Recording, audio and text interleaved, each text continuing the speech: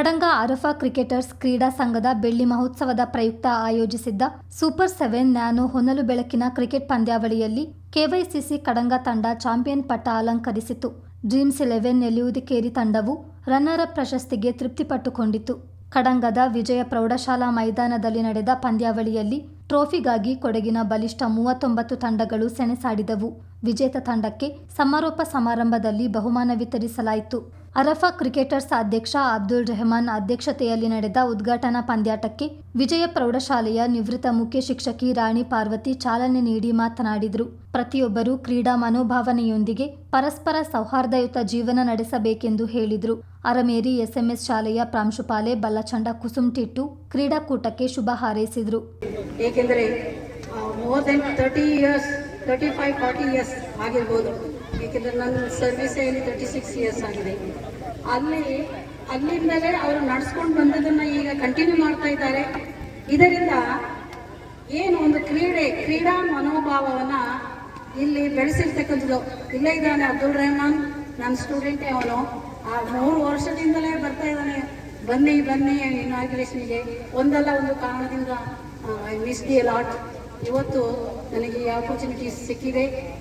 ನಿಜವಾಗಿಯೂ ಕ್ರೀಡೆ ಅಂತ ಹೇಳೋದು ಸಂಘದ 25ನೇ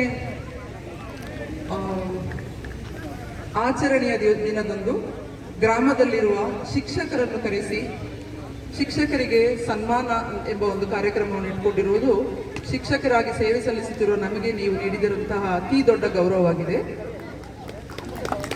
ಇದಕ್ಕಾಗಿ ನಾನು ಎಲ್ಲ ಶಿಕ್ಷಕ ವೃಂದದವರ ಪರವಾಗಿ ಅರಫಾ ಸಂಘಕ್ಕೆ ತುಂಬ ಹೃದಯದ ಧನ್ಯವಾದಗಳನ್ನು ಅರ್ಪಿಸುತ್ತೇನೆ. ಇಷ್ಟೇ ಅಲ್ಲದೆ ಕಡಂಗ ಎಂಬ ಊರು ಕ್ರೀಡೆಗೆ ತುಂಬಾ ಹೆಸರುವಾಸಿಯಾಗಿರುವಂತಹ ಊರು.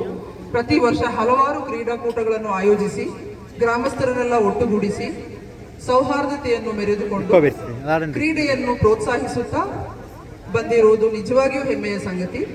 ಈ ಸಂದರ್ಭದಲ್ಲಿ ನಾನು ಶ್ರೀ ಅರಫಾ ಸಂಘದ ವತಿಯಿಂದ 25ನೇ ವರ್ಷದ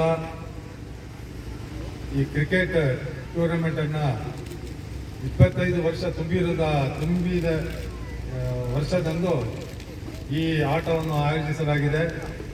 ಅವರಿಗೆ ಅವರ ಇಡೀ ಆಡಳಿತ ಮಂಡಳಿಯವರಿಗೆ ಹಾರ್ದಿಕ ಶುಭಾಶಯವನ್ನು ಕೊಡುತ್ತಾ ಅವರಿಗೆ ಈ ಹೊಸ ವರ್ಷದ ಈ ಸಂದರ್ಭ ಅಂಗನವಾಡಿ ಶಿಕ್ಷಕಿ ಕುಲ್ಲಚಂಡ ಟೈನಿ ಈರಪ್ಪ, ಬಲ್ಲಚಂಡ ಕುಸುಮ್ಟಿಟ್ಟು, ವಿಜಯ ಆಂಗ್ಲ ಮಾಧ್ಯಮ ಶಾಲೆಯ ಮುಖ್ಯ ಶಿಕ್ಷಕಿ ಗೀತಾ ಬೋಜಮ್ಮ, ಕಣಿಯಂಡ ಶಾರದಾ, ನಿವೃತ್ತ ಸೈನಿಕ ಅಬ್ದುಲ್ ಸಲಾಂ, ಆಯೋಜಕರಾದ ರಫೀಕ್, ರಾಜಿಕ್ ಶಫೀರ್, ಸುಹೈಲ್, ಸಿದ್ದಿಕ್, ಉಬೈದ್, ನೌಶಾದ್, ಶಬಾದ್, ಹಸೀಂ ಮತ್ತಿತರರು ಇದ್ದರು.